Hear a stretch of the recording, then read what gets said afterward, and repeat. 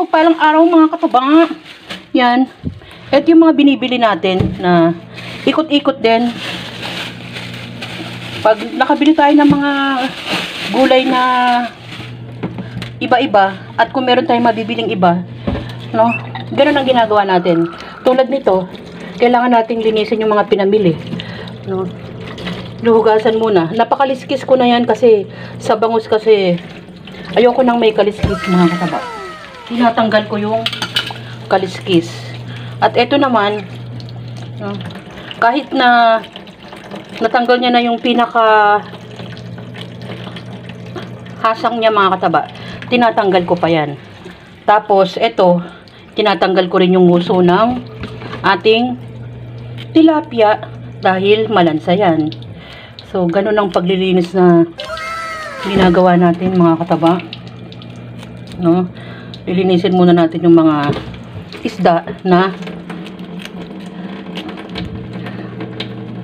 dapat matanggal yung mga katulad ng bituka. Yan, matanggal yung mga yan bago natin ilagay sa ating ref para hindi masisira ang ating mga pinamili. Tapos bumili din tayo ng yan, kuros, ang tawag nila, hipong maliliit. No, iniisip ko pa kung anong iluluto natin dyan. At meron din tayong fresh na salmon. Lilinisin din natin yan. Tatanggalin natin ang pinakahasang niya kahit fresh pa yung isda. So, ganyan ang ginagawa natin mga kataba. Yan. Bumili din tayo ng, bumili din tayo ng ilang pirasong hotdog. Alam nyo naman, kanino yan? Kay Suki din yan. At bumili din tayo ng yan, sabi nila pulutok pero baga naman yan sa Tagalog. At bumili din tayo ng yan, wow, chicken mga kataba. So yan, dito natin yan ilalagay sa mga container na pinanggalingan ng ice cream, yung mga nililinis nating isda. Tips din mga kataba, after nating maglinis yung napondong tubig para hindi agad mabilasa yung isda. At hindi rin, kasi minsan naglilik sa rep pag hindi natin nailagay sa isang container. No? Butasin lang, binubutas ko yan.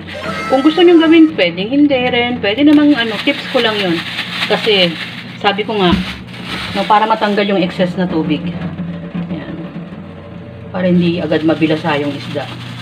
Kahit nasa rep pa yan.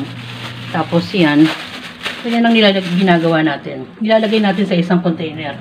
Para sa isda, at para naman sa meat. Meron pa kasi kaming pork, may dala yung anak ko no, nasa rep na. So yan, ganyan ang paglilinis natin. At ang isusunod naman natin dyan yung pag-aayos ng ating gulay.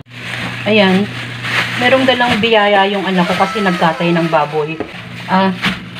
No, nagkatay sila ng baboy. So meron kaming konting biyaya. Kaya hindi ako masyadong bumili ng karne.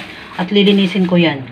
So yan yung isa natin sa isasama sa mga lulutuin sa mga susunod na araw. Kaya nga sabi ko, napakalaking bagay na yung mga hindi mo na dapat bilhin. No, mga kataba. At sana kayo rin, marami kayong matanggap na biyaya. Yan, dahil meron naman akong improvised na garter para sa aming nabasag na lagayan ng gulay, no.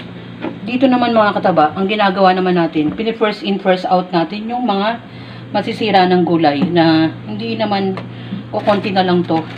Tapos bago natin sinaside ko yan mga kataba na ito parang pinaka-priority kong gamitin para alam ko na ito yung susunod na batch na pwede ko pang iluto na hindi pa siya sira.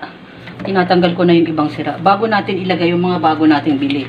Tapos katulad nito, hinati ko to. Gulay to mga kataba. Hindi ko sayote ba yan? O, yung iba sasabihin na, o ganito, ay hindi na po pwedeng magkakaroon na po ng ganito. Kasi sa atin kasing mga nagbabudget mga kataba, ginagawa pa natin yung mga pwede pa. Nasa tingin naman natin, kasi hugasan naman natin yan, lulutuin ng maayos. So, nilalagyan ko ng papel. Hindi ko nilalahat. Malaki kasi to eh. Kaya hindi ko nilahat. So, yan. Tapos yan. No?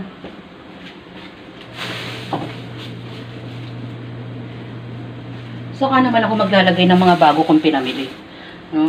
Dito naman yan sa ating, kasi mabigat to, para hindi masyado mataganan yung mga ayan. Dito naman yung iba ang ating mga pinamili. Lahat ng bago natin pinamili. Kaya nga sabi ko, mas madali kong matitrace. Alin dyan ang kukunin ko una. So yan mga katabag, sana nagkaroon kayo ng mga panibagong tips kay mga mataba. Simpleng mga bagay lang na ginagawa natin tayong mga nanay. Mag-ingat mga kataba!